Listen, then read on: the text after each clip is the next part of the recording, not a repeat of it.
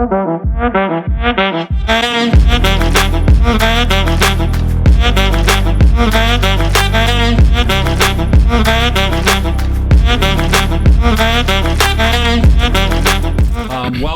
to LGP's podcast, Homegrown in the Heart.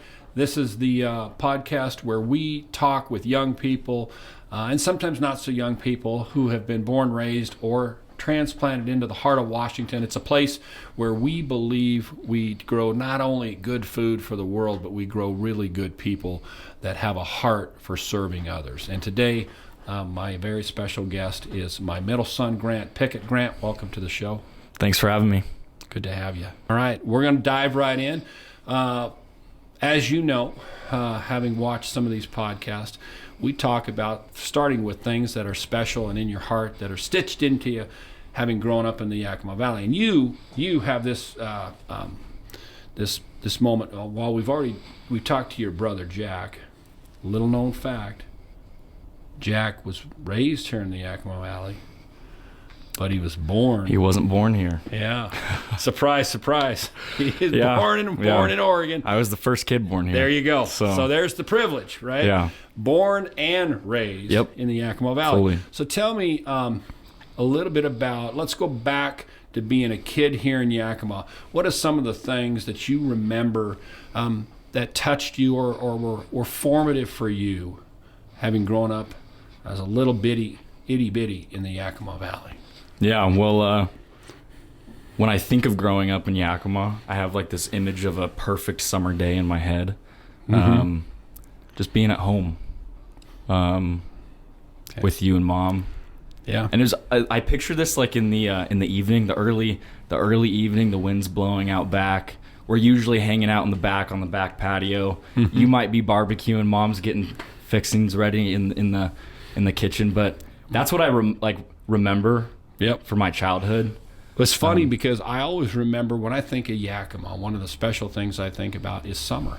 Yeah. It's summertime, and it's that special time of enchantment. It's the time of enchantment. We do have our time of enchantment here. That's right. In the valley. Right. It's we always talk about the time of enchantment in Hawaii, right? As that sun starts to drop down and dips into the ocean, and you can see it, and it's a magical time. Yeah. We have that same thing here in the valley. We really do. So, growing up, where'd you go to school? Tell us. Okay. Yeah. Well, we'll start it out at Riverside Christian. Okay. Shout out to the Crusaders. The Crusaders. Okay. Yeah. No, that was great. Went there through. Well, you already know this, but the viewers don't. Through third grade. Yeah. Third grade. Yeah, and then did a little homeschool stint. Talk a little bit about homeschooling. Yeah, so we homeschooled for a while and then moved down to Hollywood and tried to become actors. But had a little bit of success, but guess it didn't work out perfectly. Well, one of the things I remember about that season in our life together and in your life is that was an opportunity for you to actually step out into the bigger world. Yeah. Right? Positive or negative experience there?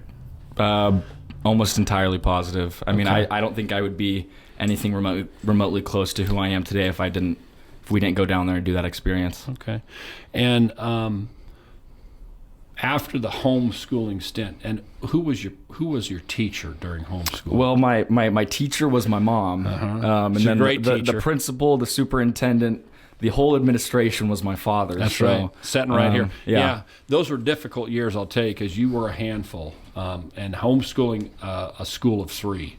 Yeah. Of three people is difficult. I can't imagine how these superintendents and how these administrators do it when they've got hundreds, if not thousands, of kids. So shout out to all the teachers and the educators in the heart of Washington for all the good work that they do. You eventually landed in. Well, back home in Yakima. Yeah. And moved out to West Valley to be a Ram. Well, actually, it wasn't a Ram initially. It was, I think, a wolf or a wildcat at the middle school. At the middle school. And then a panther. That's right. At the junior high. Yeah. And then a ram. All right. So the high school, you're in that distinguished group of people, and I met a whole bunch of your friends here this weekend from the University of Washington, but you're in that distinguished group of people who your senior season, your senior year in high school, mass disruption. Yeah. Tell me a little bit about that. Well, it was a little bit of a time of chaos, and it was really hard for people, the graduating seniors of 2020, because you're graduating, so there's a little bit of upheaval in your life, right? You're about to leave high school, all your friends.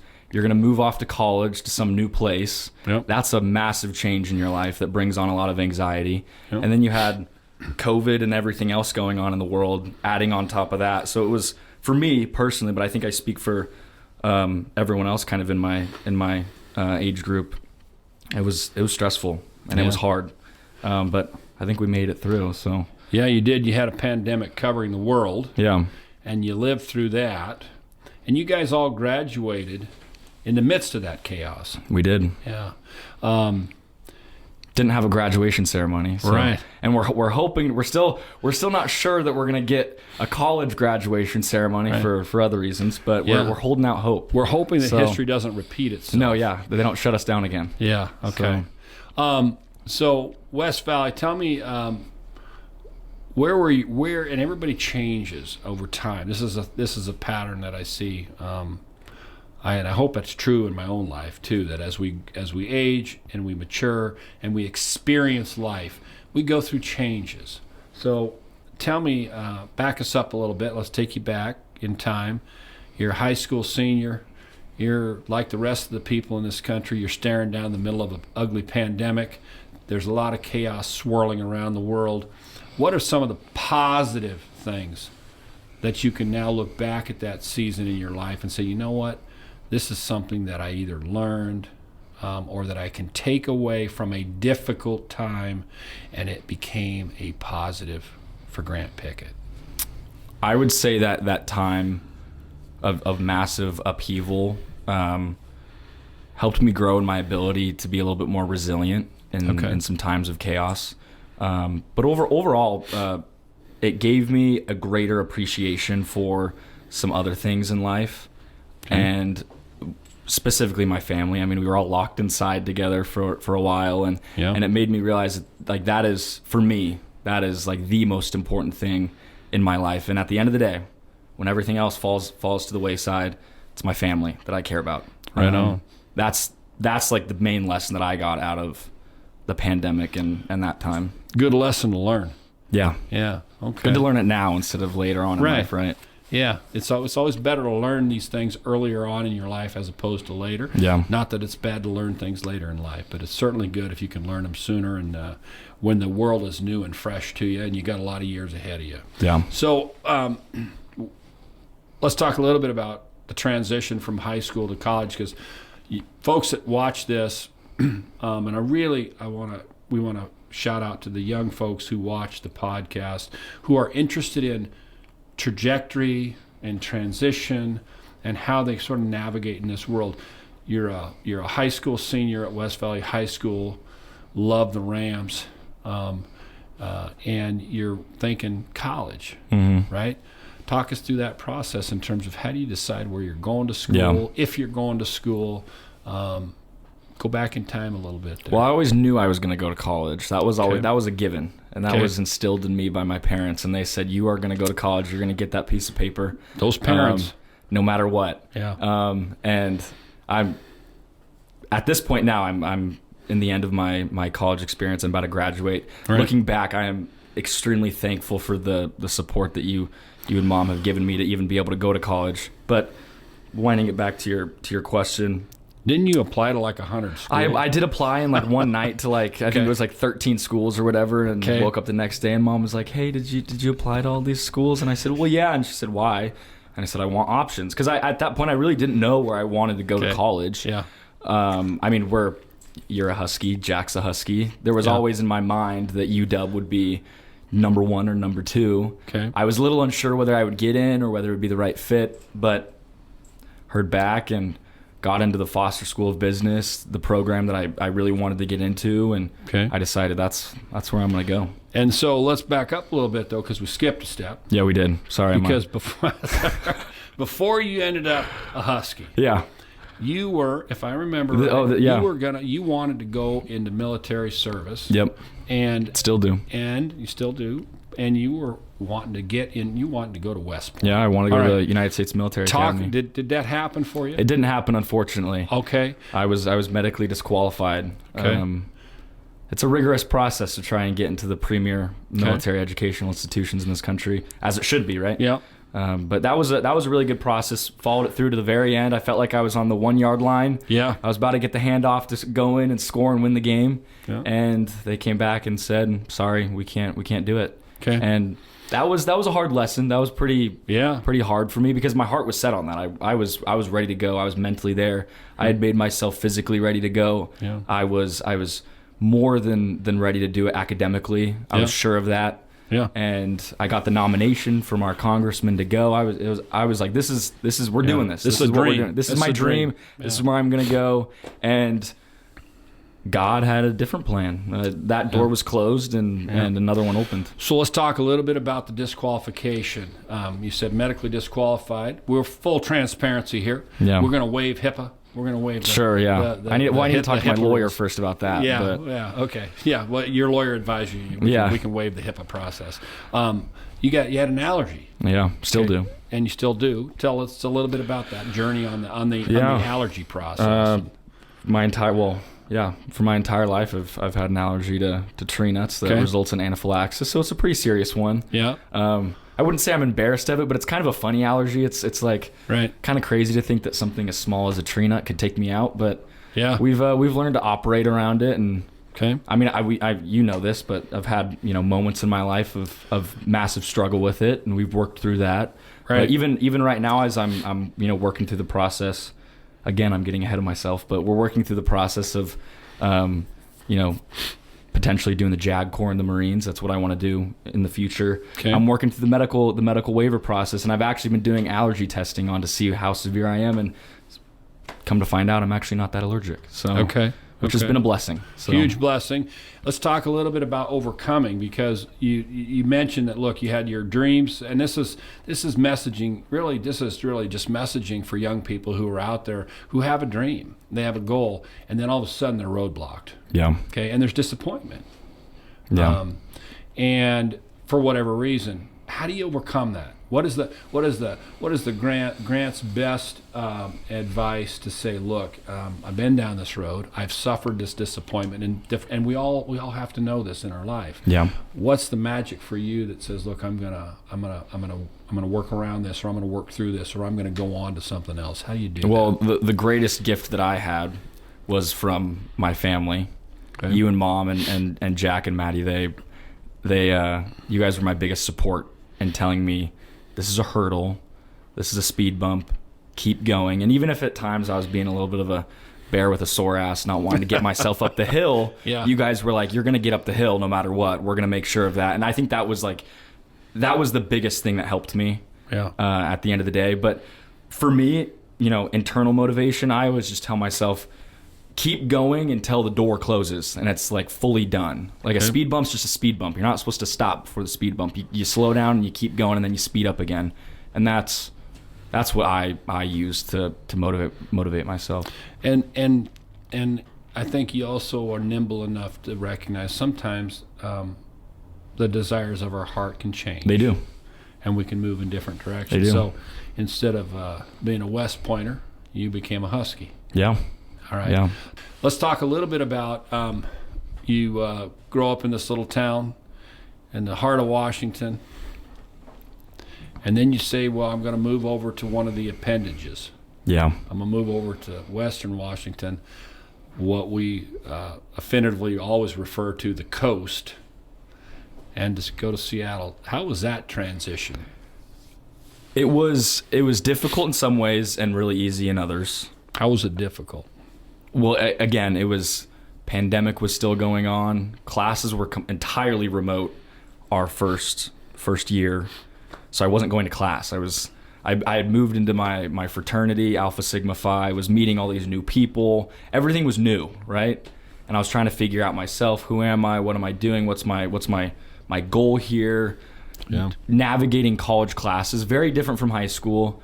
it wasn't a massive hurdle, but I got over it and was able to. You guys going to class that first year? No, first year was all on Zoom. So I mean, I would wake up in the morning and go down to the library, or you probably won't like hearing this, but sometimes I went to class in my bed. I would sit in my bed and I love it. Oh, that's exciting for your parents.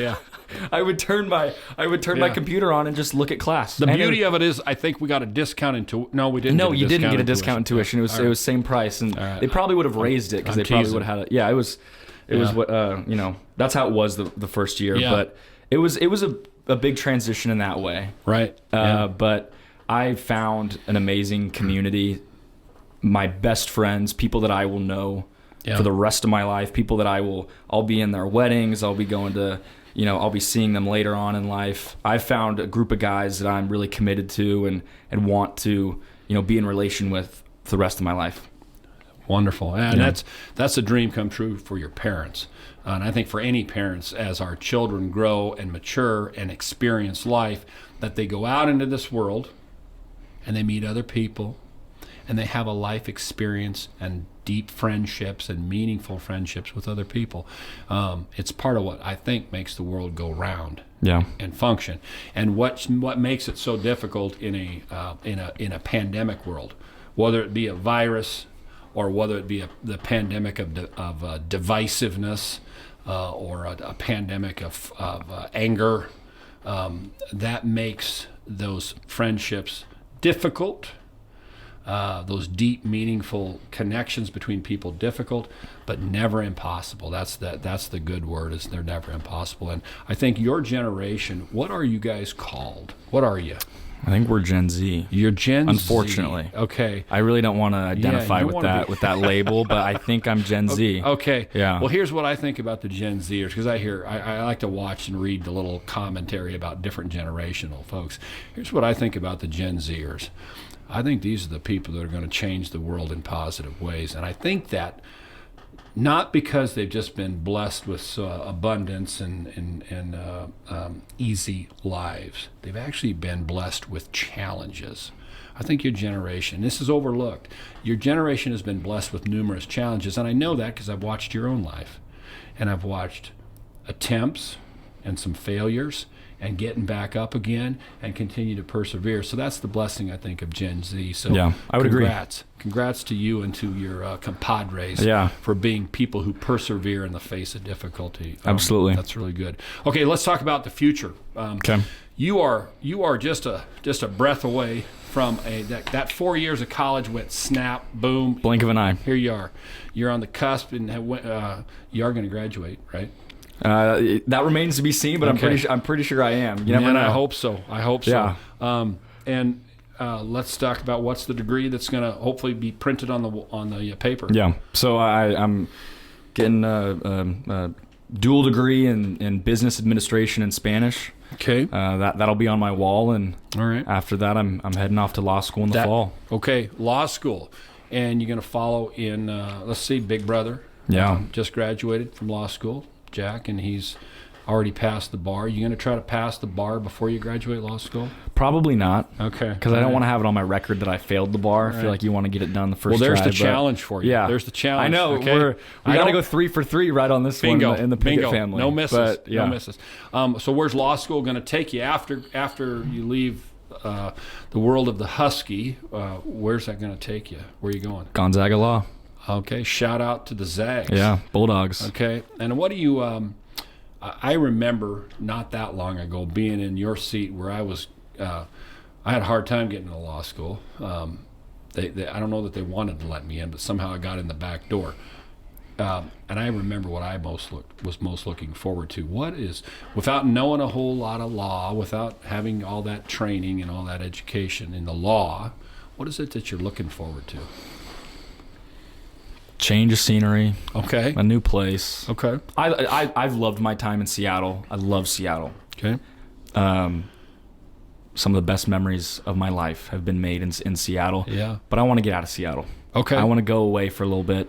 Okay. I don't want to go too far away from home or when I was applying to law school, I said I want to stay, West Coast, maybe California. Okay. But I see Spokane and Gonzaga as a really good fit because it's close to home. It's close to Seattle. It's in Washington. It's in the Northwest. I like Spokane, and it's a good law school. So let me put you on the spot. Let's say everything stays on track, and in 3 short seasons, you find yourself a lawyer. What are you going to do with that? What are you going to do with being a lawyer? How are you going to put that to use to a better society? Yeah, it's a good question. I don't really know. Okay. But I've seen what you've done, up front and close my entire life, and that's been a massive inspiration to me as to why I want to be a lawyer, because I can actually see every day how that affects people's lives in a positive, real way. There's the belief in our country today that lawyers are scumbags, some bad and people, filthy sons of bitches who chase ambulances. Yep. That may be true in some cases. You've heard them all as the kid of a lawyer. Yeah, right? no, I've seen it all, right? Yep. But in spite of that, I've decided that this is what I'm meant to do with my life. Okay. And I don't know fully yet what type of law I'm going to do. I have an interest in criminal law on the prosecution side that really that drives me a little bit. The idea of putting bad guys in jail, helping people out who've been victims of terrible crimes. That seems like a really high calling to me. Okay. But on the other hand, with my business degree from UW, I'm interested in corporate law. But what's unfortunate on that front is I don't know if I would be able to be as fulfilled in wanting to help people by being a corporate lawyer doing contracts or acquisitions or whatever. Maybe might make a little bit more money than a criminal lawyer. Hard telling. You never know. Maybe I wouldn't be a good corporate lawyer. We'll see that in the future. But I know I want to be a lawyer. I know I want to help people, and everything else will figure itself out. Yeah, right on. That's a good place to be. As you get ready to graduate from the University of Washington and move on to the next chapter, next season of life in law school, a lot of folks that'll watch this, and they're at that season where they're either in high school or they're about to graduate college, and they're moving forward in the next season of their life. What is a word of wisdom or encouragement? That's really the purpose of a lot of what we're doing here. A word of encouragement that you would give to young people as they move into the next season of their life, whatever it may be. When I imagine who I'm talking to, I think of younger guys or newer guys that are joining my fraternity. Okay. Yeah. And what I would say to them is go to that event, hang out with your brothers.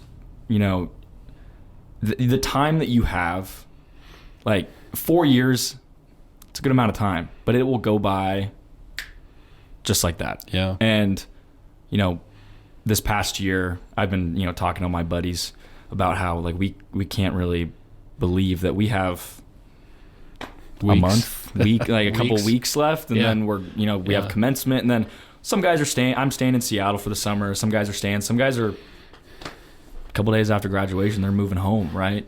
Yeah. And I mean I'm dreading that a little bit, but I'm trying to tell myself be in the moment, be present, enjoy the moment. And that's what I would say to someone who is just entering college. Yeah. Really enjoy it, do as many fun things as you can, and really cherish those moments, because they're gonna be over, they're gonna be done, and then you're gonna find yourself newly graduated, right, working some job somewhere. And I really don't believe that college is the best 4 years of your life. I don't want that to be my case. I want each new year to be a even better year, right? I feel like everyone should hope for that, but college is it is an amazing experience if you let it be an amazing one. I think there's times a lot of people don't allow themselves to go and do new things or go to new places. You're there to get the degree, right? You're there to get the piece of paper, go to class, to class. I would say that too. Go to class. That's what the parents say. Exactly. Yeah. Go to class. Right. Don't skip class. Right on. Sometimes skip class, but don't skip class. All right. But have fun. All right. So I think the call to action today is one, embrace the moment. Yeah. Whatever season of life you're in, if it's college, if it's work, if it's high school, if it's a graduation, embrace the moment, be present, and look forward with anticipation and excitement to the future. But don't look so far into the future that you miss the presence, the present moment, and enjoy it. Thank you. Thanks for having me. Yeah.